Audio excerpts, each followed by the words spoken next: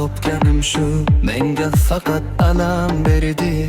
Muhabbatdan ko'rganim shu, menga faqat azob berdi.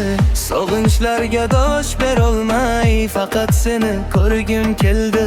Faqat seni ko'rgim keldi. Faqat seni ko'rgim keldi. Sog'inmayman deyman, og'rinmayman deyman. Sog'inchlarga kuchim yetmay, ich etimni yeyman. Sevgisi yolg'onim o'zimni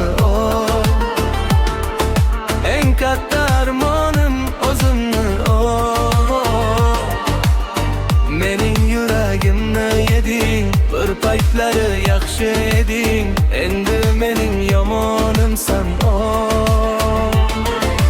Sevgisi yolg'onim o'zimni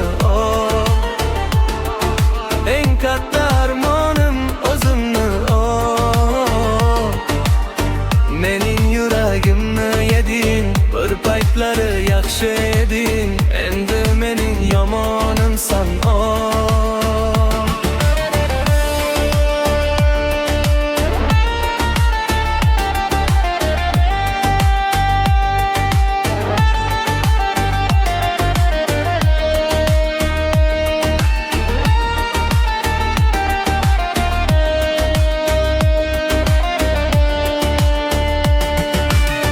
Ayrılıkning har bir kuni yilda o'tar, yilda yotar. Seni sevgan qalbim endi baxtliligin bilmay o'tar. Yuraginam sendan keyin endi kimdan baxtlar, endi kimdan baxtlar kutar, endi kimdan baxtlar kutar. Gag'irim tildim, afsus qildim, keragidan ortiq seni sevib xato qildim. Sevgisi yolg'onim o'zimni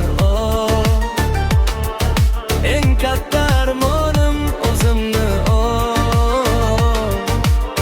mening yuragimni yeding, bir paytlari yaxshi eding, endi mening yomonimsan Sevgisi yolg'onim o'zimni eng katta armonim o'zimni mening yuragimni yeding, bir paytlari yaxshi eding, endi mening yomonimsan